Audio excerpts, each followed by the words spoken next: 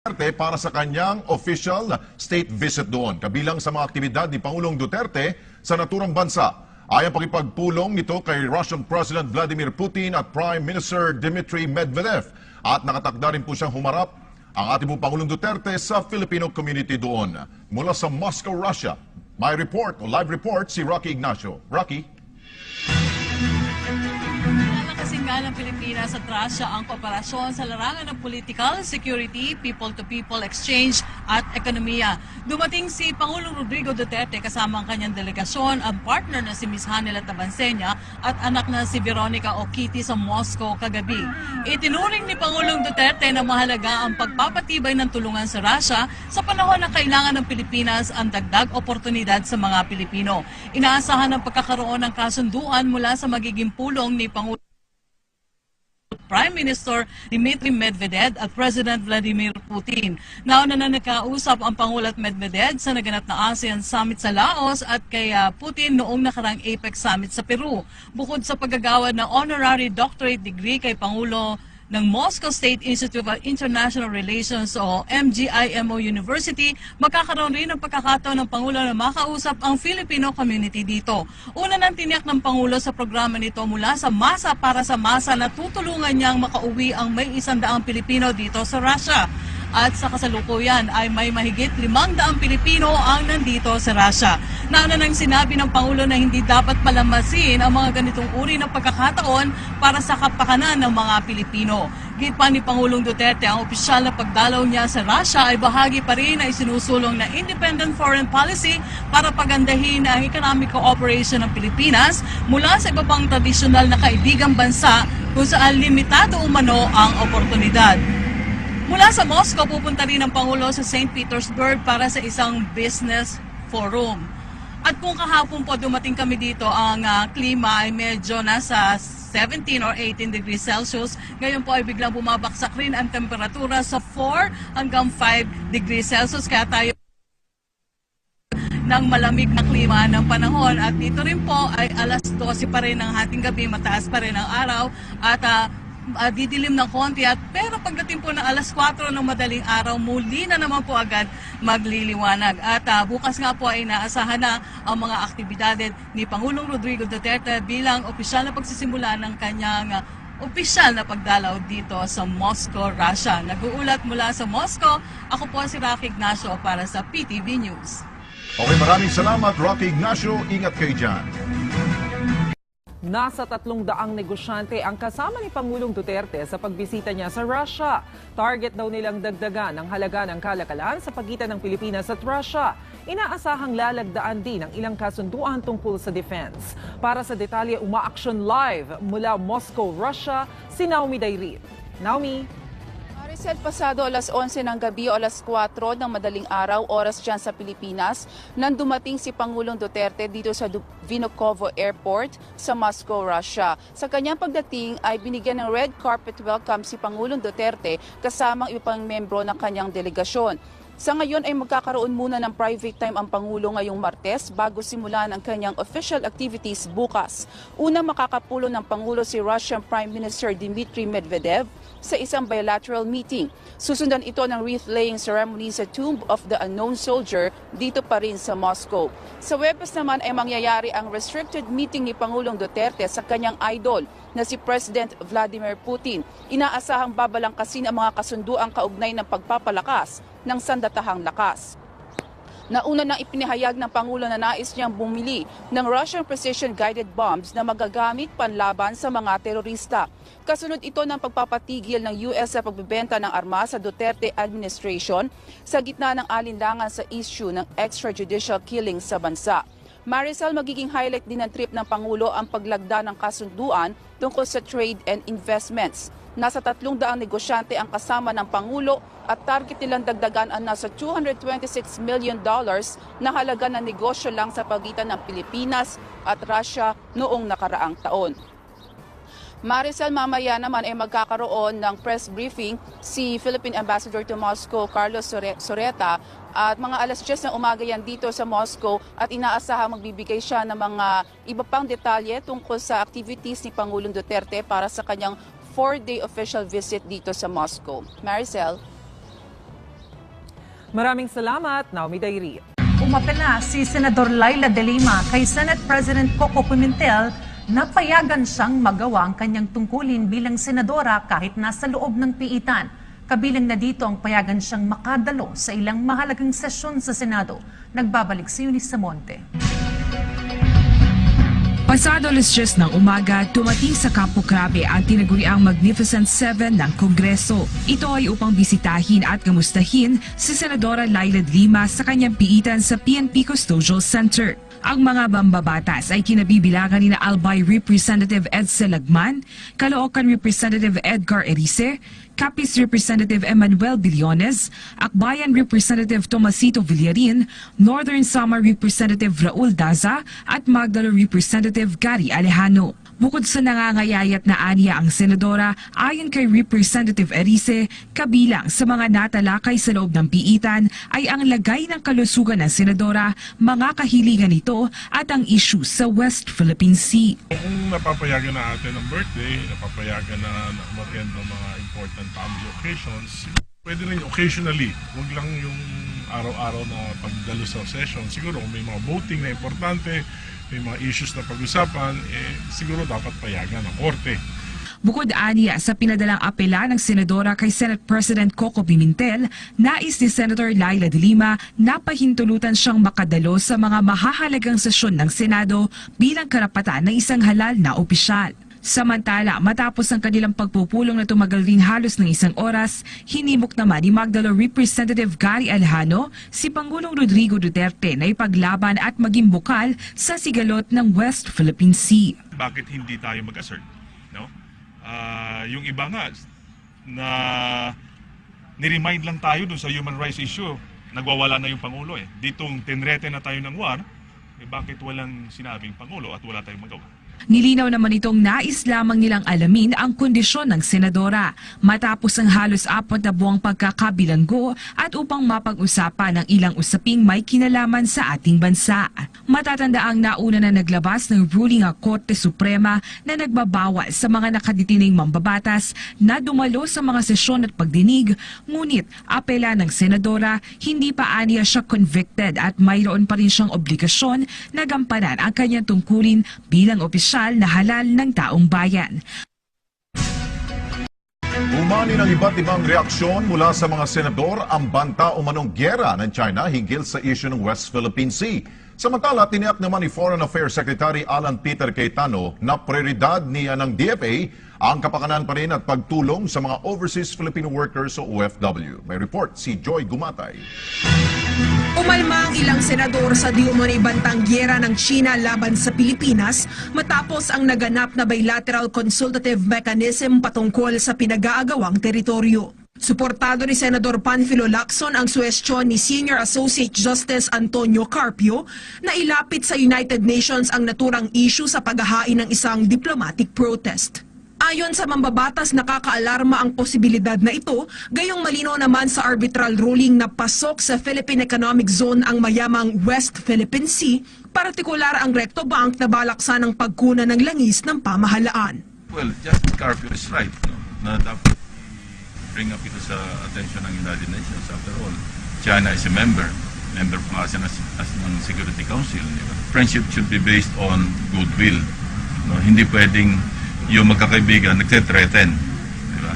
Sa kasagsagan ng usapin, kinuwestiyon naman ni Senador Bam Aquino ang patuloy na pakikipagdialogo ng Pilipinas sa China, lalo na ang pagtanggap nito ng foreign loans and investments na aabot na sa higit kumulang $24 billion, habang ang aid ng European Union na aabot sana sa higit kumulang $280 million ay tahasang tinanggihan ng pamahalaan. Dapat klaro tayo sa posisyon natin pagdating sa ating sovereignty, sa ating teritoryo, at yung pakikitungo natin sa ibang mga bansa din. Dapat clear tayo and transparent sa ating mga kababayan. Samantala, binigyang diin naman ng dating senador, ngayon ay Foreign Affairs Secretary Alan Peter Cayetano, na walang dapat ipangamba sa usaping ito. Bagamat hindi otorisado ang kalihim na magbigay ng spesipikong detalye patungkol sa naganap na dialogo sa gitna ni Pangulong Rodrigo Duterte at Chinese President Xi Jinping, nilinaw niya na ang pagtataguyod ng tiwala at respeto ang nagsilbing pundasyon ng bilateral consultative mechanism patungkol sa pinag-aagawang teritoryo.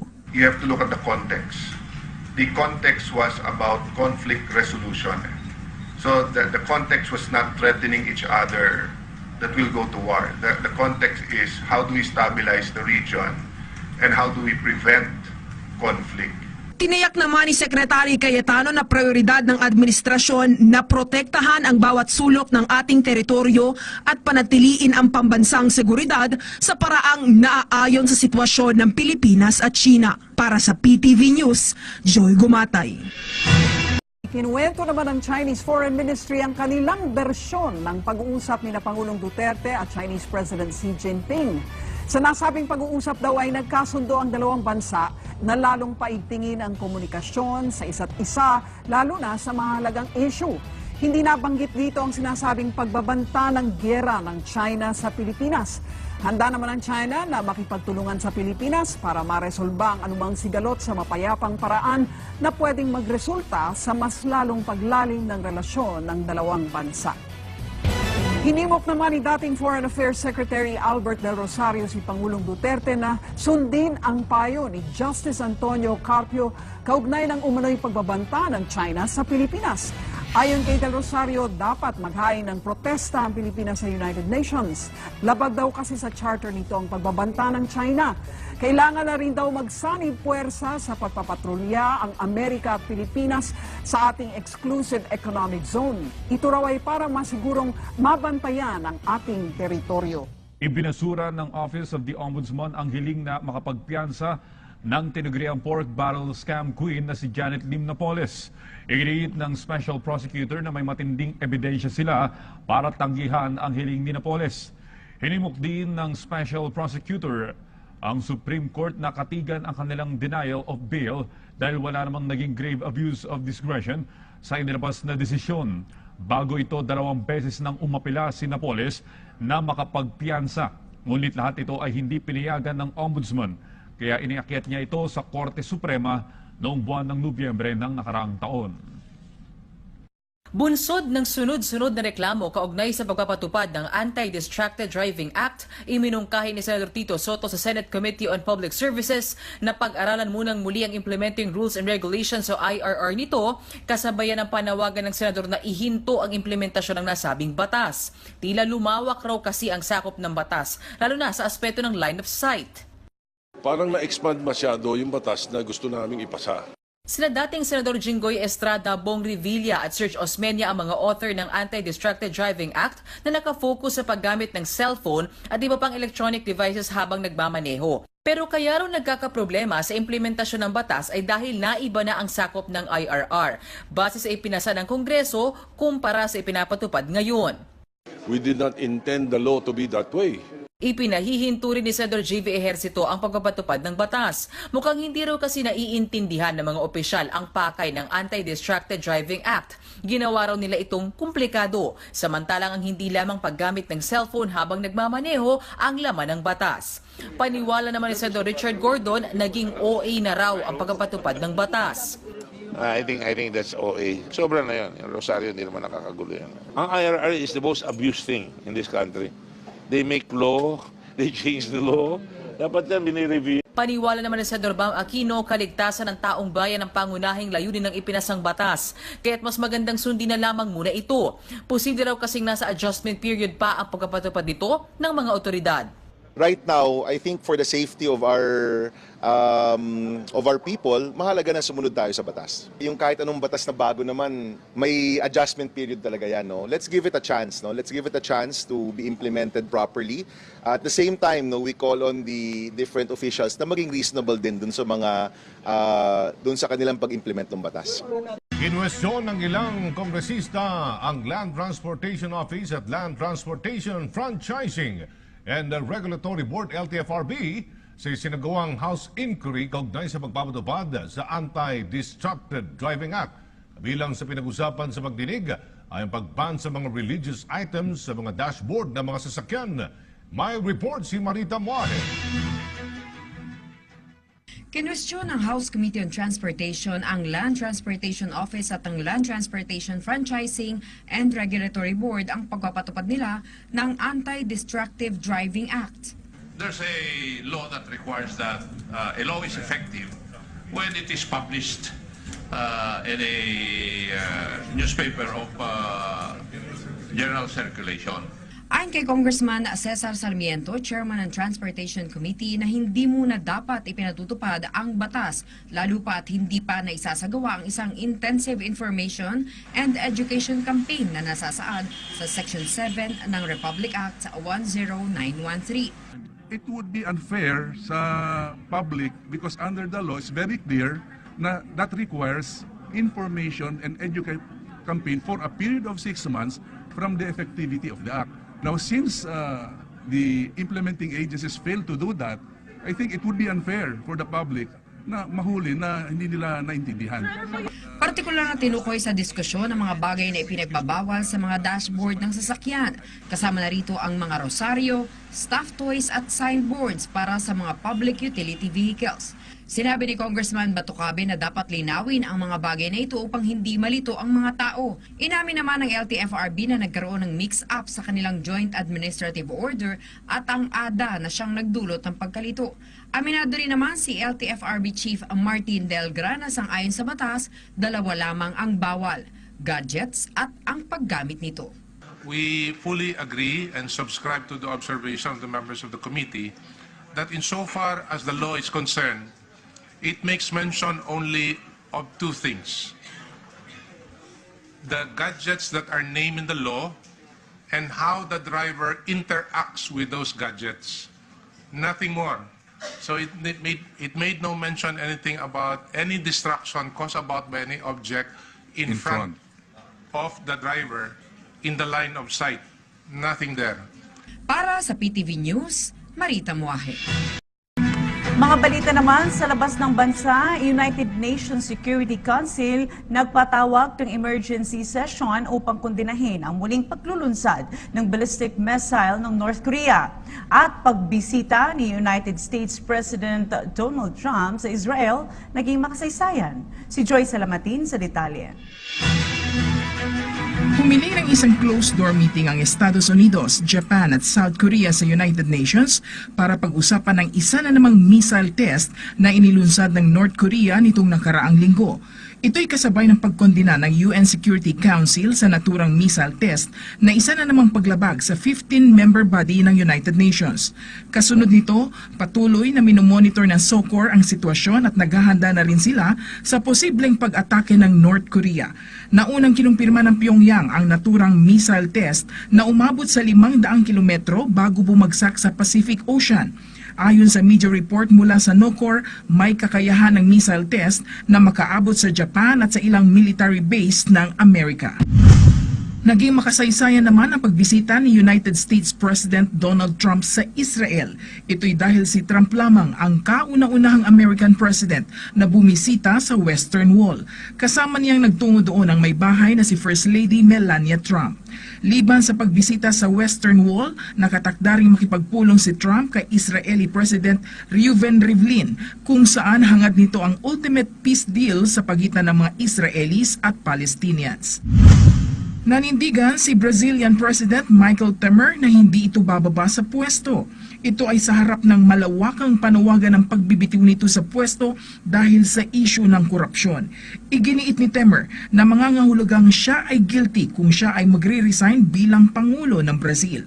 Matatandang inakusahan si Temer na nakikipagsabuatan sa kanyang chief coalition partner para bayaran at patahimikin ang mga testigo sa investigasyon ukol sa korupsyong kinasasangkutan nito. Para sa PTV News, Joyce Salamatin. Bibigyang prioridad ng Department of Foreign Affairs ang pagtataguyod sa kapakanan at pagpapabuti ng kondisyon ng mga OFW. Kabilang na po rito ang pagpapabilis ng passport processing system. May ulat si Joy Gumatay.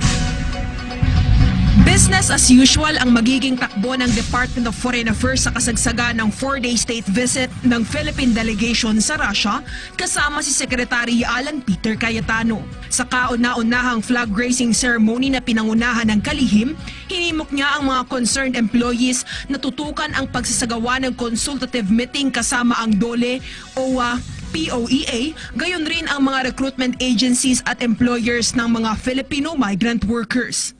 Ito ay tungo sa pagtataguyod ng kapakanan at pagpapabuti ng kondisyon sa pagtatrabaho ng mga makabagong bayani ng bansa.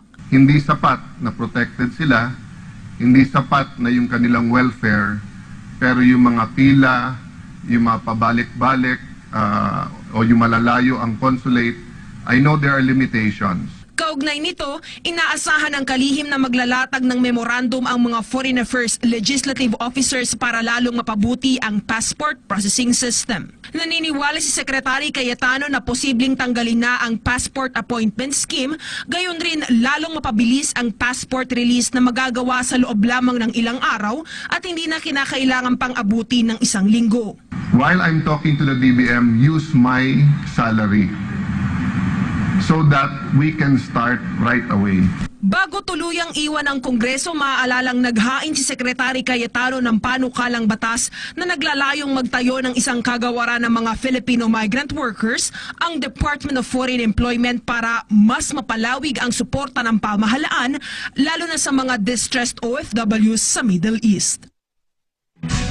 Pinalitan na ni Pangulong Rodrigo Duterte ang pangalan na Benham Rice sa Philippine Rice. Sa Executive Order No. 25, inatasan ng DFA na ipaalam sa lahat ng kinauukulang international organization at transaksyon sa pamahalaan ang bagong pangalan. Ang hakbang na ito ng Pangulo ay naayon sa sovereign rights at jurisdiction ng Pilipinas sa 24 na milyong ektaryang lubog sa tubig na rehiyong malapit sa Aurora. Ito'y matapos pong ideklara ng United Nations noong 2012 ang Philippine Rice na bahagi ng ating exclusive economic zone at continental shelf. Samantala, 4 pang kautusan ang pinirmahan ni Pangulong Duterte. Kabilang narito ang bagong multi-year tariff schedule, pagpapalawig ng reduced rates of duty sa mga produktong pang-agrikultura, pagtapyas sa taripa sa ilang IT products at pag-extend sa 0% duty para sa capital equipment, spare parts at accessories na inaangkat ng mga negosyanteng nakarehistro sa Board of Investments. Pagbaba naman sa edad ng criminal liability mula 15 taong gulang at gawin iputong 9 na taong gulang, gayon din ang responsibilidad ng mga magulang pinag-uusapan ngayon po sa mababang pula ng Kongreso sa Kamara. May report si Marita Muahe. Marita. Matapos ang ilang buwang deliberasyon sa pagpapababa ng edad ng criminal liability, nakatakdang ibasura ng House Subcommittee on Correctional Reforms ang naturang panukalang batas. Sa halip, inaasahang aaprobahan ng panel ang isang batas na magpapabuti sa mga probisyon sa ilalim ng Juvenile Justice Act of 2006 na nagsasaad ng 15 taong gulang bilang minimum age of criminal responsibility. Sa pinag-uusapang panukala, mula 15 taong gulang, isinusulong ng ilang mababatas na ibaba ito sa 9 na taong gulang. Isinasaad dito na gawing criminally liable ang mula 9 na taong gulang na mga bata na nakagawa ng isang krimen o ang tinatawag nilang children in conflict with the law at mapatawan ito ng parusang pagkakakulong. Ayon kay Congresswoman Pia Cayetano, isa sa mga nagsusulong ng panukalang ito, mahalagang mapag-usapan ang magkakaibang pananaw upang matugunan ang problema ng dumaraming mga bata na nakakagawa ng kasalanan sa batas at nagagamit ng mga matatanda, lalo na ng mga sindikato. Para sa kongresista, hindi sapat ang ginagawa sa barangay level. Napapagalitan ng mga bata at ang magulang at pagkatapos ay pauuwiin dahil sa hindi naman nga sila maaaring ikulong. Sa bill na ito ay papaunawa sa mga bata na responsable ito sa kanyang mga nagawang kasalanan kahit pa 9 na taong gulang lamang ito. Nagkakaisa naman ang ilang mga mambabatas na dapat ay magulang ang dapat nabigyan ng mas mabigat na parusa at hindi ang mismong bata. Lalo lamang daw mapapasama ang isang bata kung iahalo ito sa mga matatandang preso. Ayon kay Congressman Ron Salo ng Kabayan Party List at Chairman ng Technical Working Group nito, kinakailangan ma-establish ang operasyon ng isang bahay pag-asa at maisailalim ito sa Department of Social Welfare and Development o DSWD. Yan ang ating latest dito sa Kongreso para sa PTV News. Marita Muahe. Maraming salamat sa iyo, Marita Muahe. Hahanda na ng pambansang pulisya ang kaso laban kay Police Superintendent Maria Cristina Nobleza. Ang pulis na umano'y may lihim na relasyon sa isang miyembro ng Abu Sayyaf. Ito'y matapos na hindi makapagsumite si Nobleza ng position paper sa Internal Affairs Service. May ulat si Eunice Samonte. Kaugnay ng pagkakatukla sa lihim na relasyon ni Police Superintendent Maria Cristina Nobleza at ang isang miyembro ng Abu Sayyaf na si Riner Ludongon alias Renren, Binigyan ng Philippine National Police ang kampo ni Nobleza ng 10 araw para magsumite ng kanyang eksplanasyon at apela sa nasabing insidente. Ngunit sa pang-10 araw ngayon ang nakalipas, wala pa ring ipinasang position paper ang kampo ni Nobleza. Dito sa position paper, yun po yung argument nila bakit wala siyang kasalanan. Yun din po yung argument ng aming prosecutor division bakit siya may kasalanan. So 10 days nag-expired ngayong araw na to, 22. Kaya naman, 15 araw mula ngayon, isusumite na ng PNP Internal Affairs Office o IAS kay PNP Chief Police Director General Ronald Bato de la Rosa ang kanilang rekomendasyon sa kaso ng aktibong opisyal ng PNP. Ayon kay Triambulo, nagsisilbi pa rin pinakamabigat na ebidensya laban kay Nobleza ay ang huli sa aktong pagtangka nitong pagsaklolo sa mga miyembro ng Abu Sayyaf sa Inabanga, Bohol. Yung naharang siya sa Nisig Point na kasama niya yung isang known na terrorist o suspected terrorist, yan po ay constitute and conduct unbecoming of a police officer. Matatandaang si Nobleza ay naaresto sa Bohol matapos lampasan ng isang police checkpoint na kalaunan ay umamin ring isang deep penetration agent na nakatakdang tulungan ang mga Abu Sayyaf. Grave misconduct o conduct of unbecoming an officer naman ang nakikitang posibleng ikaso kay Nobleza dahil sa pakikipag-ugnayan nito sa kalaban ng gobyerno. Para sa PTV News, Eunice Monte.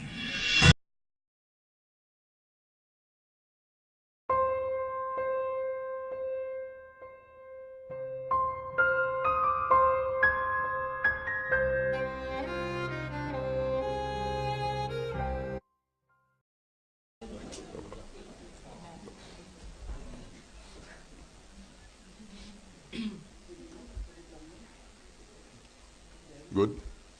All right. 23 May 2017, Moscow. The President has called me and asked me to announce that as of 10 p.m. Manila time, he has already declared martial law for the entire island of Mindanao. Esnes Guevara has clarified that this is possible on the grounds of existence of rebellion because of what is happening in Mindanao, based on Article 7, Section 18 of the Constitution. This is good for 60 days. I'm going to defer now to Secretary Del Lorenzana, Secretary of National Defense, to give us a backgrounder, and then to Secretary Alan Cayetano of the Department of Foreign Affairs. Good evening. At 2 p.m. this afternoon, Manila time, joint elements of the Army and the police were trying to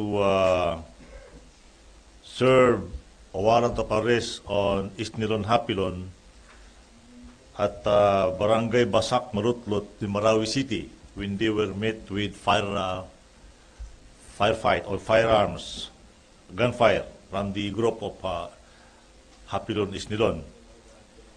At the same time, other groups also of the Maoti and ISIS, group of ISIS, this Maoti is ISIS-inspired, started also to occupy some establishment in Marawi City.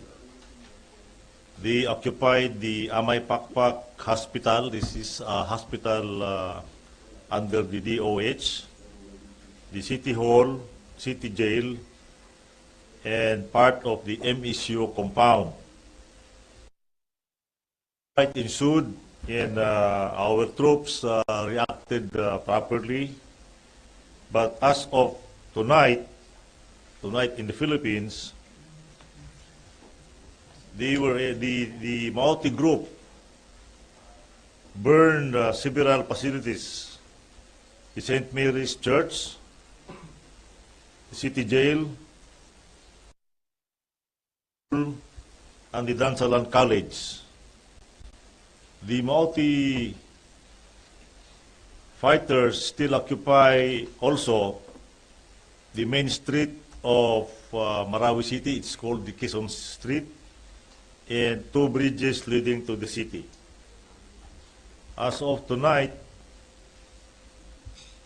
there were 3 killed government troops, 1 PNP, and 2 Army and 12 wounded. The whole of Marawi City is blacked out. There is no light, and there are snipers, multi-snipers all around. So the troops are still on holding, and several troops elements have already joined them from other neighboring units.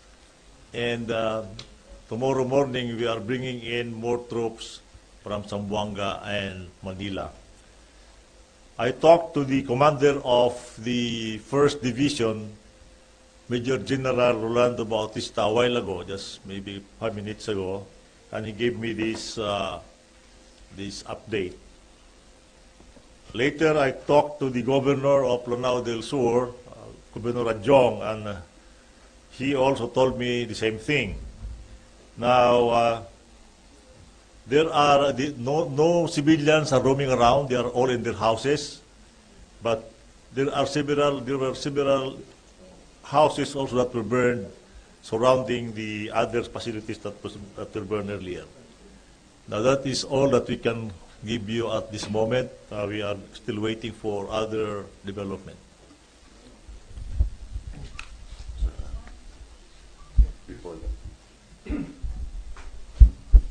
Good afternoon. I have spoken to my counterpart here in Moscow and have explained the situation, and they understand that the security of the Filipino people, especially in Marawi and the whole Mindanao, is a priority.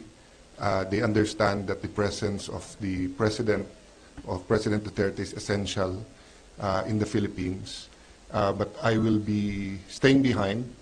The agreements will be signed, and we will have a bilateral meeting with the Honorable Foreign Affairs, the Honorable Minister of Foreign Affairs, Lavrov.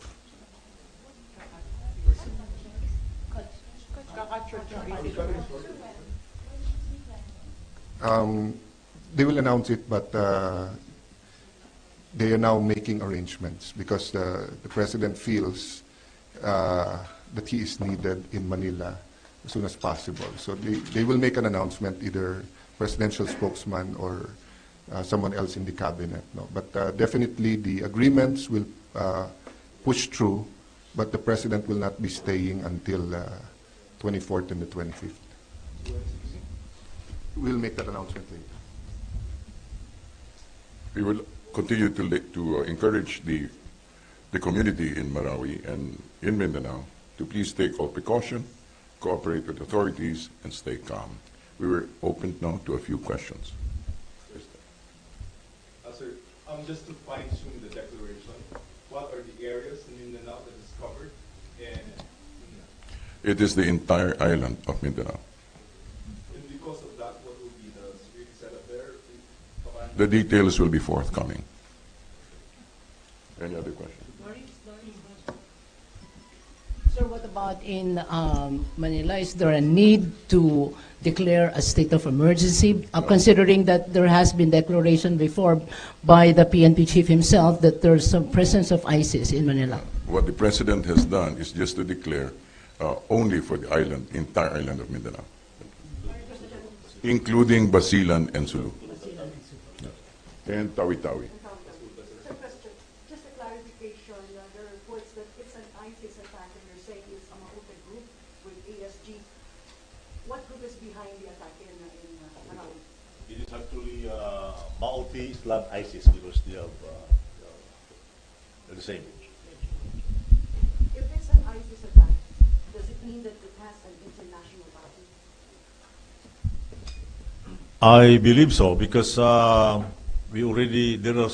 have been report that came to me from Baghdad that they are already seeing these pictures in the website of ISIS. No, I think the website of ISIS in the Middle East. So there's prior information to this attack in that website? Maybe no, but you can always stream those information immediately, just as we are doing now. Yeah. I also got pictures of those people just today from Marawi. Secretary Allen? Would that mean that the meetings with Medvedev and President Putin are scrapped? Again, the presence of the president, the physical presence is needed in the Philippines. That is the president's assessment. And his priority is always the protection of each and every Filipino. He will act within the framework of the Constitution. We will follow all rules and regulations. Now, the meetings between President Duterte and President Putin and President Duterte and Prime Minister Medvedev will be postponed. But we are in the process of arranging that the President Putin and President Duterte will be able to speak. Most probably, it'll be a phone call because President Putin is not in Moscow at this point in time.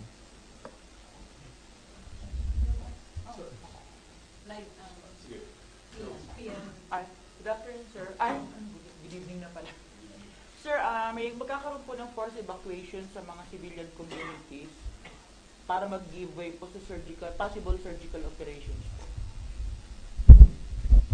Wala pa ngayon. Ang sinasabi namin doon ay stay in their homes muna. Huwag silang magkalat-kalat sa paligid ngayong gabi dahil wala nang ilaw at maraming snipers ng mga ISIS na mauti doon na nag-aabang baka mapagkamalan silang sundalo.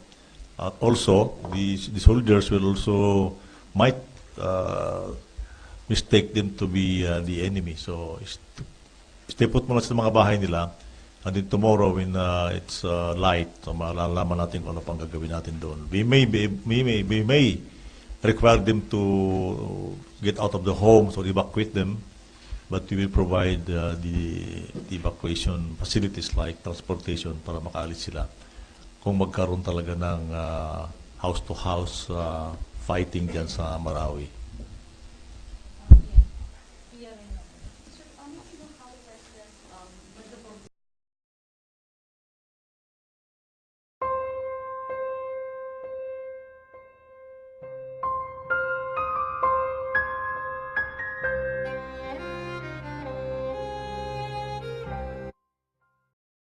Nabulabog po ang Marawi City sa Lanao del Sur dahil sa pagsugod ng mga armadong kalalakihan sa lungsod. Kasabay ng pagtatayo ng watawat ng ISIS, sinunod din daw umano ng Maute Group ang ilang establishmento roon. Itinimbre naman ng ating News 5 Intel source kung bakit sumiklab ang gulo. Umaaksyon si Marlene Alcaide. Hapon kanina na magsimulang maglutangan sa social media ang mga video at larawang ito. Sa post, sinabi ng mga residente na inuko pa raw ng mga armadong lalaki ang main road at mga intersection ng Marawi City. Hindi raw sila makalabas. Humingi rin sila ng tulong. Sa ilang larawan, sinabi pa nilang nagtayo na ng mga flag ng teroristang Islamic State o ISIS. Ang ilang kuha naman, makikita na ang mga sundalo at sasakyan ng militar sa lungsod. Kalaunan, sinabi ng Armed Forces of the Philippines na Maute Group ang nanggugulo sa lungsod. Ayon naman sa source na News 5 sa PNP, tinangka raw kasing ihain ng warrant of arrest laban kay Isnilon Hapilon at kanyang anak.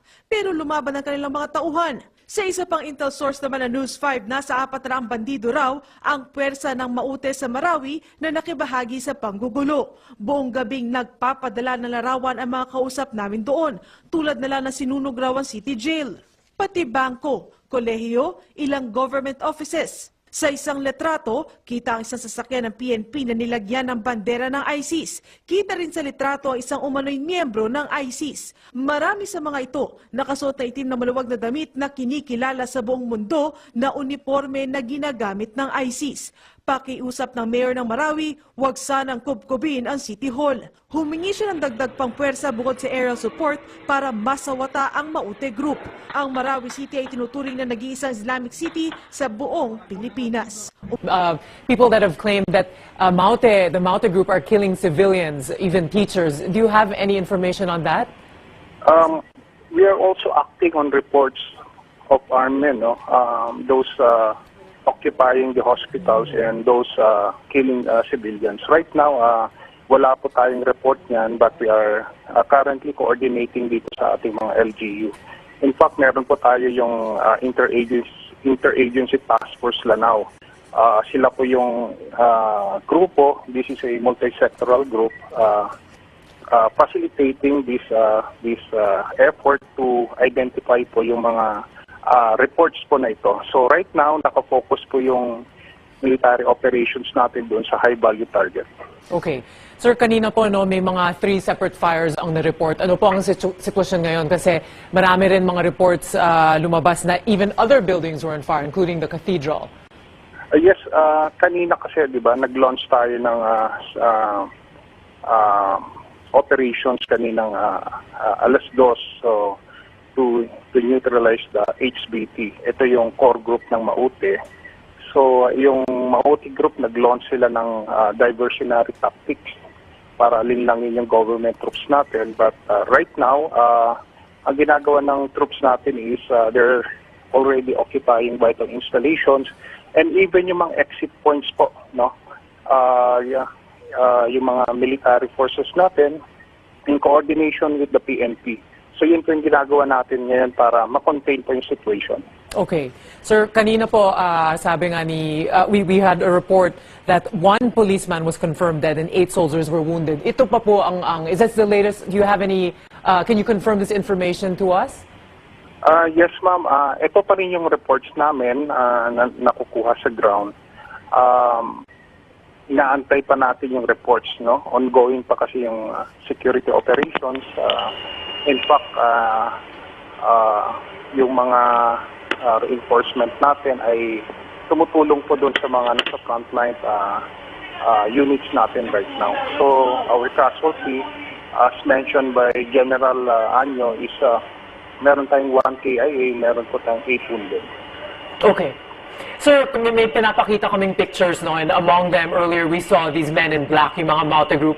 Sa ngayon po, nandyan pa sila, sir, the armed men. What's the situation right now? Alam niyo ba kung nandyan pa rin sila around Marawi City? Right now is ongoing pa rin yung focus operations namin doon sa HBT, yung high value target, no? Naka-cordon po tayo doon, continuous yung pagkandak natin ng focus military operations. However, yung ibang forces natin ay nandun sa mga areas, no? Especially vital installations, yung mga matataon na lugar to secure the area.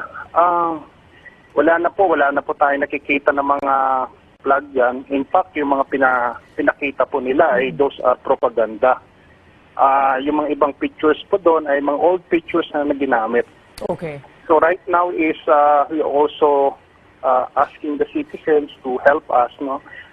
Contain po natin yung mga misinformations, wag po tayo spread ng mga pictures po na hindi po nakakatulong dito sa situation sa Marawi. Yes, exactly. That's why we're talking to you para nga ma-clear natin yung information na to. So, sir, these operations began because of the military operations to find the Abu Sayyaf leader, no, si Isnilon Hapilon. So ano po ang sitwasyon dyan? Is he still in Marawi City? Yeah, actually tuloy-tuloy yung operation natin.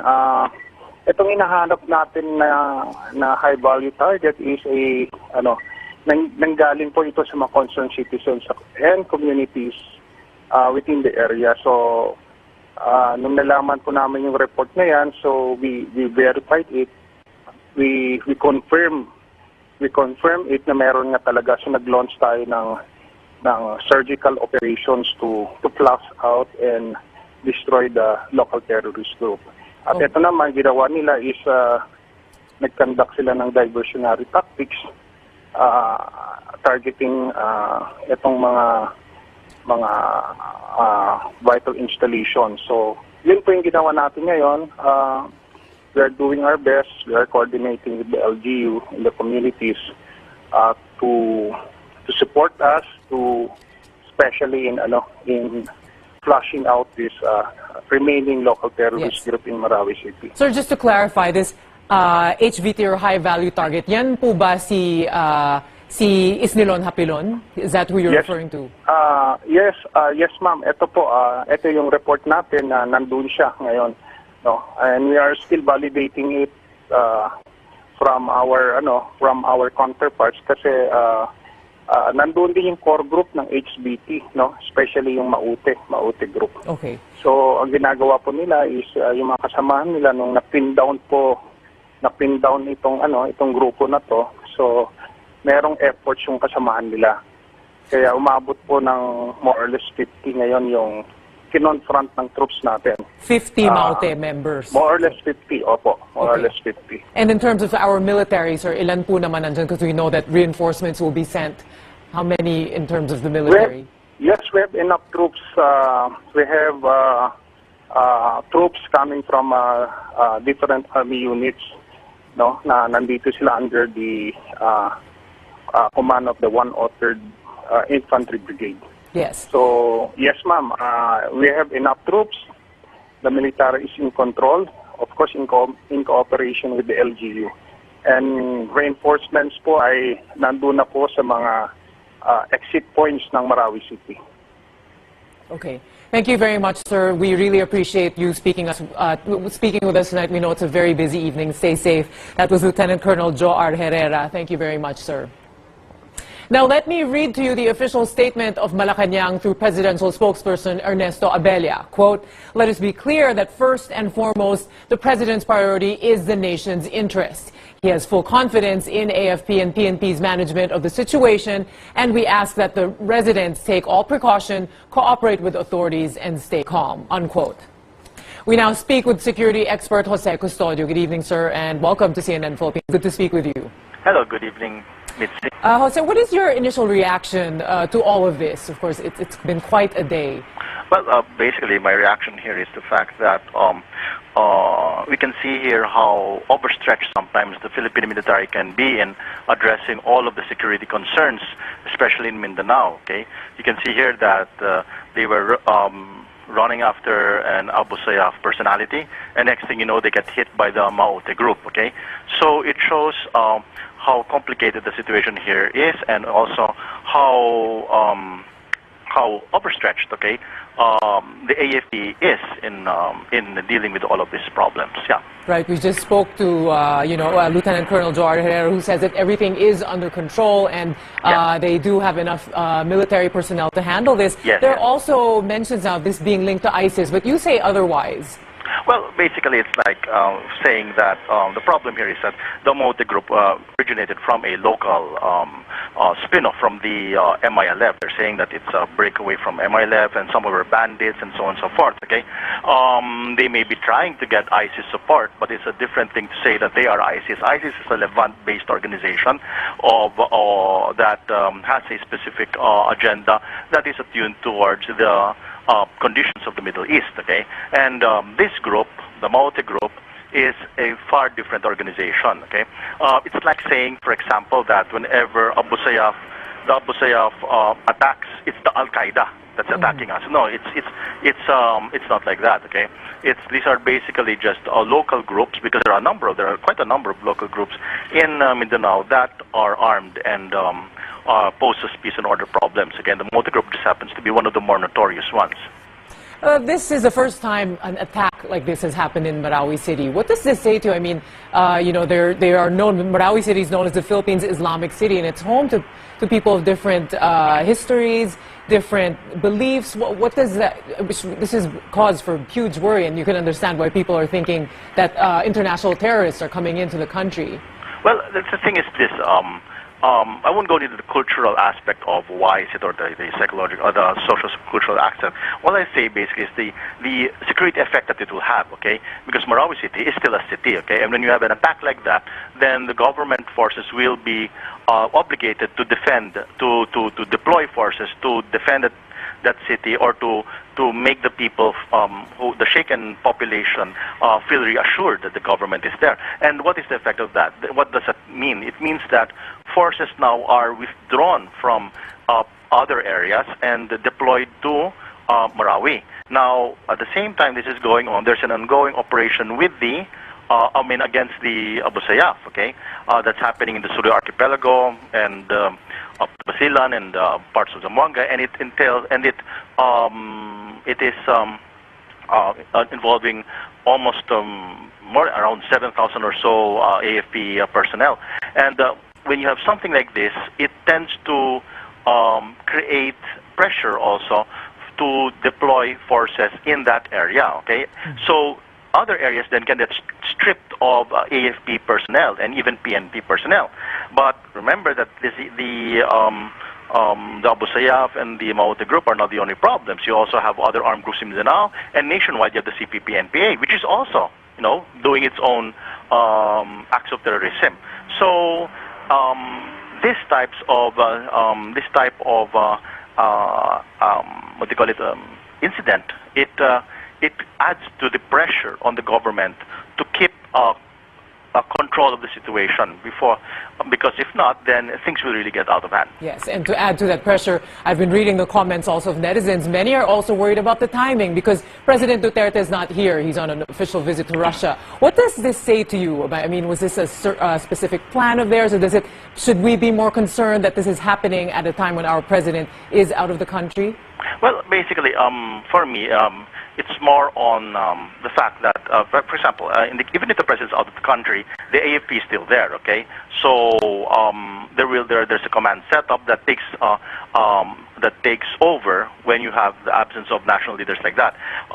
So that's why even when Anyo is abroad, he's still briefed about what's going on. Okay, and then in Mindanao you still have the First Infantry Division, which has that area under its operational control, and which can count on other military formations. Okay, but again, like I was saying a while ago, the problem here is that it also shows the vulnerability of the government because of the fact that there are so many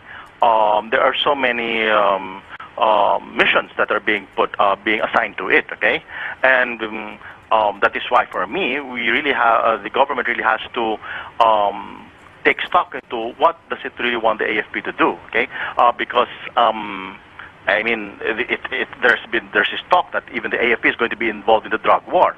So if it gets involved in the drug war, what about these operations against other groups? What personnel will it be using now? Okay, because like I said, the military is stretched thin. Right.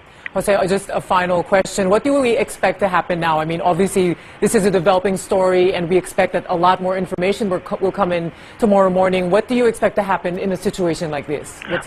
Well, basically, the government will try to show its capacity to control the situation. They'll be saying that there will be a lot of troops being brought in there. At the same time, the other side, the rebels, okay, and I'm not just talking about the MILF, they will also most likely take advantage of the situation by launching attacks in other parts of not just Mindanao but also the country. And remember, I was saying that we're just not talking here about the Maute group or the Abu Sayyaf. We're also talking about simultaneous attacks also going on from the NPA. So I expect all of these various groups to take advantage of that situation. Right. Thank you very much. We always appreciate your insights. Thank you very much, Defense Analyst Jose Custodio. Thank you very much, Mitzi.